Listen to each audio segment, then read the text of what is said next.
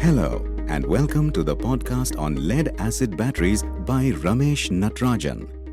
With industry experience of over 42 years, Ramesh helps battery and battery-related industries with technical inputs and provides solutions to typical problems faced by manufacturers, service personnel, as well as users of batteries and related equipments. नमस्ते और मेरे podcast के इस episode में आपका स्वागत है। इस एपिसोड में मैं बैटरी डिज़ाइन और परीक्षण के एक बहुत ही महत्वपूर्ण पहलू पर चर्चा करूंगा। कृपया ध्यान दें कि इस एपिसोड का विषय मेरे पिछले एपिसोड की तुलना में अलग लग सकता है।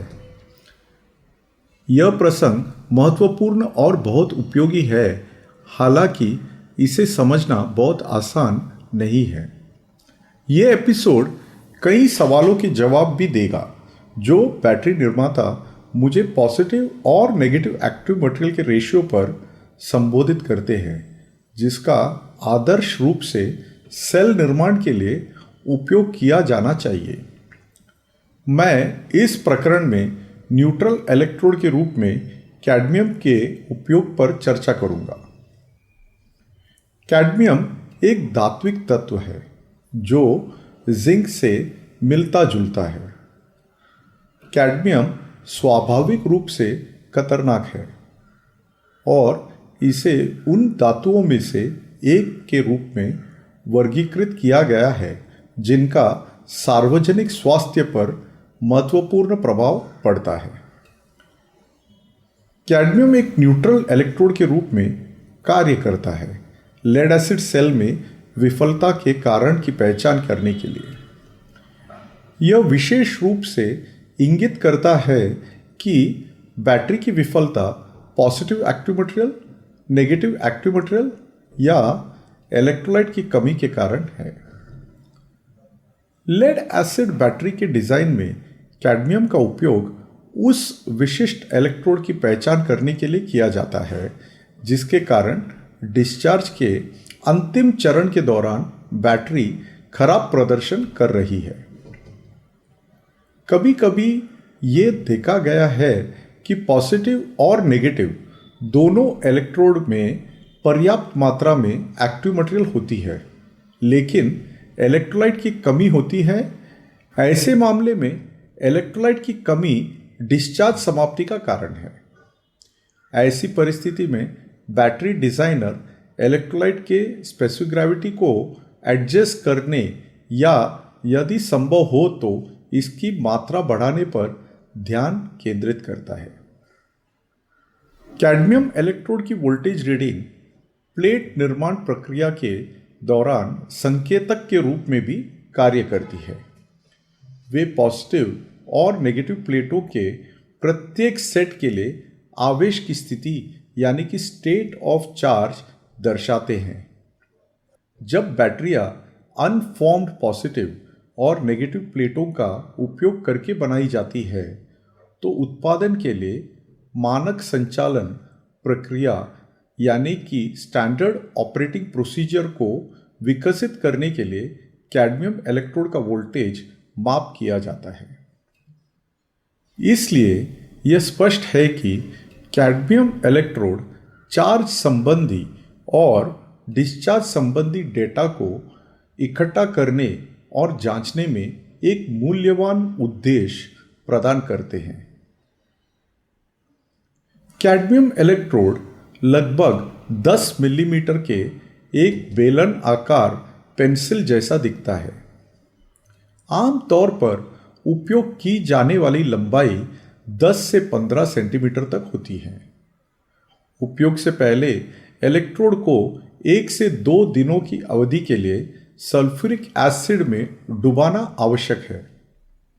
स्पेसिफिक ग्रेविटी को बैटरी के फाइनल स्पेसिफिक ग्रेविटी से मेल खाना चाहिए। कैडमियम रॉड तैयार होने के बाद इसे पीतल के होल्डर से सुरक्षित रूप से जोड़ा जा सकता है। यह होल्डर समग्र सेल वोल्टेज और कैडमियम इलेक्ट्रोड के वोल्टेज दोनों को मापने की सुविधा के लिए डिजाइन किया गया है।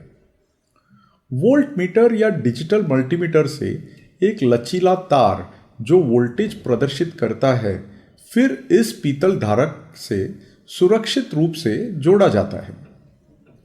वोल्ट मीटर या डिजिटल मल्टीमीटर से दूसरे लचीले तार को जोड़ने के लिए एक अलग पीतल धारक का उपयोग किया जाता है। यह केवल वोल्टेज को इंगित यानी कि इंडिकेट करता है। इस पीतल के होल्डर को अलग तरह से डिजाइन किया गया है। यह कैडमियम इलेक्ट्रोड को धारण यानी कि होल्ड नहीं कर सकता। कैडमियम इलेक्ट्रोड को इंसुलेट करना आवश्यक है। यह रीडिंग लेते समय इसे सेल की प्लेटों या जार में मौजूद प्लेटों के संपर्क में आने से बचाता है। यह गारंटी देना महत्वपूर्ण है कि सेल का इलेक्ट्रोलाइट स्वतंत्र रूप से कैडमियम इलेक्ट्रोड तक पहुंच सके। इसे छेद वाले मोटे इंसुलेटर का उपयोग करके प्राप्त किया जा सकता है।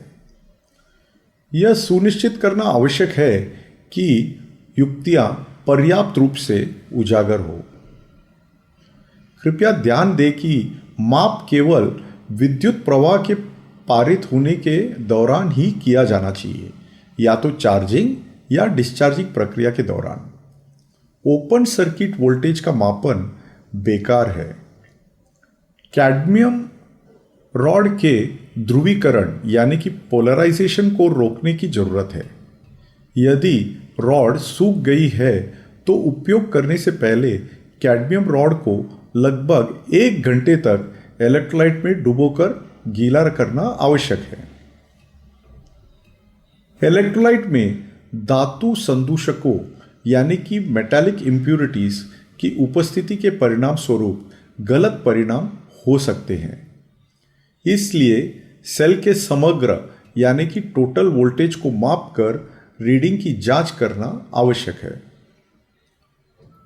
कुल सेल वोल्टेज कैडमियम के संबंध में पॉजिटिव वोल्टेज की क्षमता और कैडमियम के संबंध में नेगेटिव वोल्टेज की क्षमता के बीच बीजगणितीय यानी कि एल्जीब्राइक डिफरेंस अंतर से निर्धारित होता है। एक लेड एसिड बैटरी में समान क्षमता यानी कि सिमिलर कैपेसिटी और समान संरचना यानी कि सिमिलर स्ट्रक्चर के कई सेल होते हैं।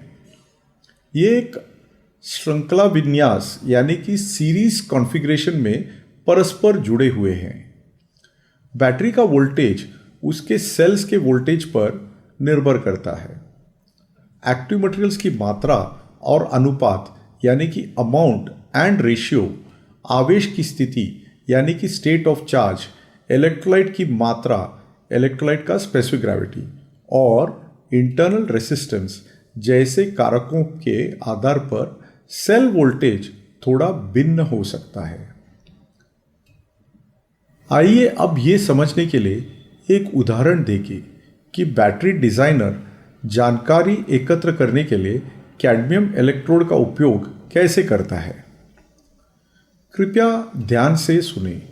मैं इस बात को आप तक समझने योग्य तरीके से पहुंचाने का पूरा प्रयास करूंगा। अब हम कैडमियम इलेक्ट्रोड का उपयोग करके 3 सेल्स के वोल्टेज को मापेंगे।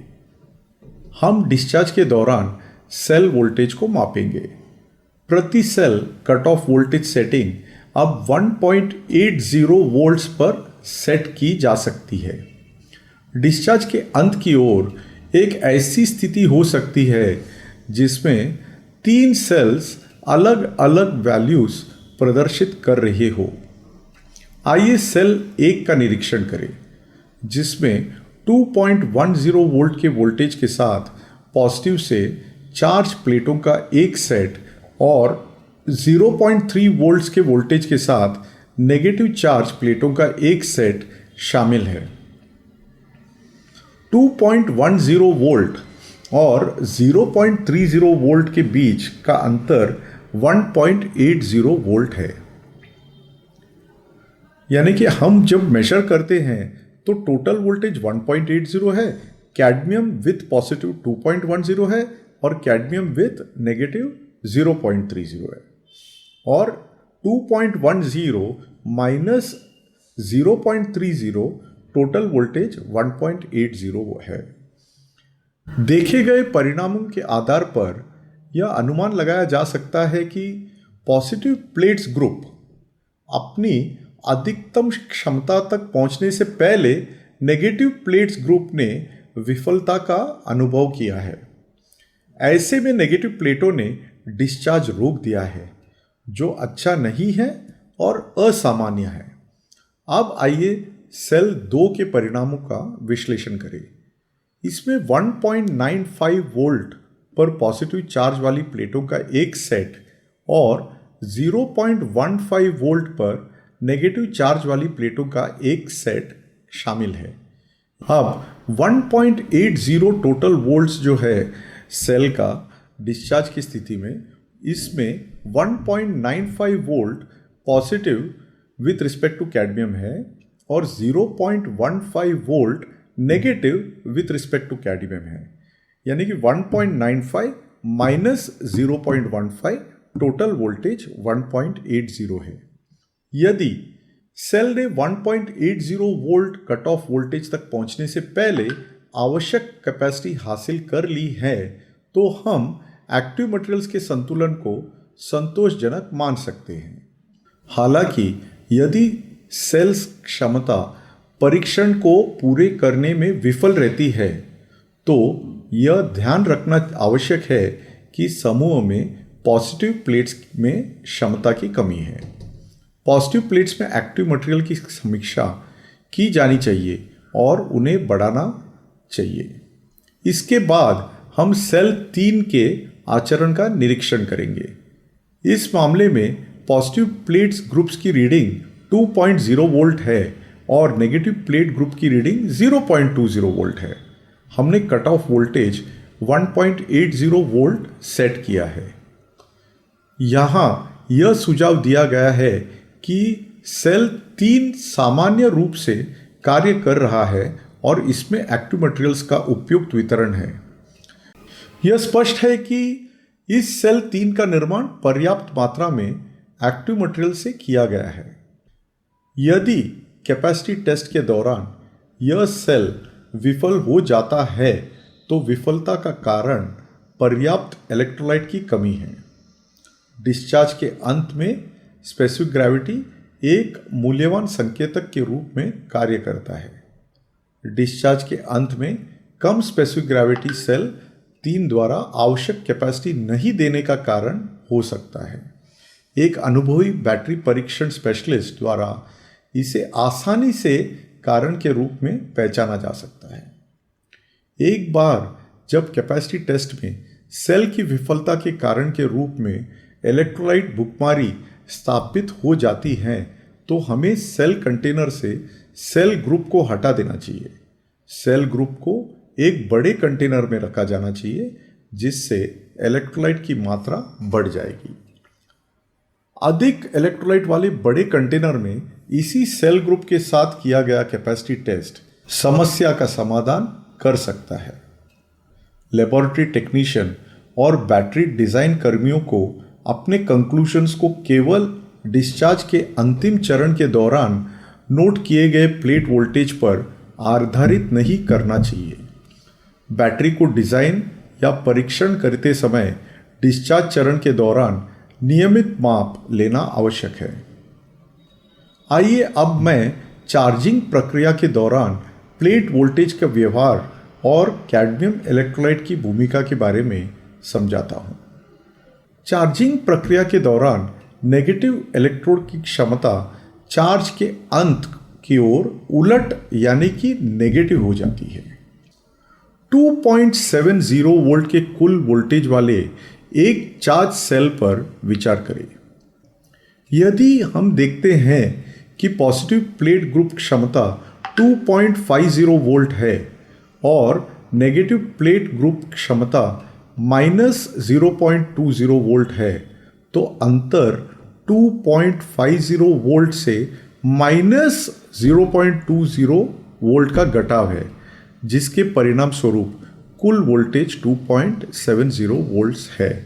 यानी कि टोटल वोल्टेज 2.70 है, positive with respect to cadmium 2.50 है, negative with respect to cadmium -0.20 है। इसका मतलब ये हुआ 2.50 माइनस ऑफ -0.20, यानी कि 2.50 प्लस 0.20, टोटल वोल्टेज आपका 2.70 वोल्ट है। समय के साथ जैसे जैसे सेल्स पुरानी होती जाती है, नकारात्मक क्षमता में बदलाव नहीं होता है, जिसके परिणाम स्वरूप चार्ज होने पर सेल्स का कुल वोल्टेज 2.70 वोल्ट तक नहीं पहुंच पाता है। दैट इज नेगेटिव ग्रुप जो है वो -0.20 या -0.30 नहीं होते हैं, ये 0.10 या 0.00 रहते हैं। कैडमियम लेड एसिड उद्योग में प्रमुख और व्यापक रूप से उपयोग किए जाने वाला इलेक्ट्रोड है। हालांकि इस इलेक्ट्रोड से जुड़े कुछ नुकसान भी है, इसलिए यह महत्वपूर्ण है कि हम कैडमियम रीडिंग के आधार पर कुछ निष्कर्षों यानी कि इन्फरेंसेस का सावधानीपूर्वक मूल्यांकन करें। उच्च तापमान के परिणाम स्वरूप नेगेटिव और कैडमियम इलेक्ट्रोड में वोल्टेज में कमी आती है, इसलिए तापमान में वृद्धि प्लेट निर्माण प्रक्रिया के दौरान संकेतित अंतिम कैडमियम मूल्यों को प्रभावित करती है। लंबे समय तक उपयोग न करने के दौरान कैडमियम इलेक्ट्रोड को साफ करना और सूखा बनाए रखना आवश्यक है, ताकि यह सुनिश्चित हो सके कि यह अच्छी स्थिति में बना रहे। धात्विक अशुद्धियां, विशेष रूप से तांबा, कैडमियम रीडिंग को प्रभावित करती है, इसलिए इस संबंध में सावधानी बरतना महत्वपूर्ण है। कैडमियम रीडिंग को फॉर्मेशन के अंत में लिया जाना चाहिए, जब प्लेटों की सतह पर सफेद क्षेत्र लगभग या पूरी तरह से गायब हो जाते हैं। यदि कैडमियम रॉड्स का नियमित रूप से उपयोग किया जा रहा है तो उन्हें इलेक्ट्रोलाइट में डुबाकर रखना आवश्यक है। नोट की गई कैडमियम रीडिंग उपयोग किए गए विशिष्ट चार्ज करंट से मेल खाती है, और इस तथ्य को पहचानना और इस पर ध्यान देना महत्वपूर्ण है।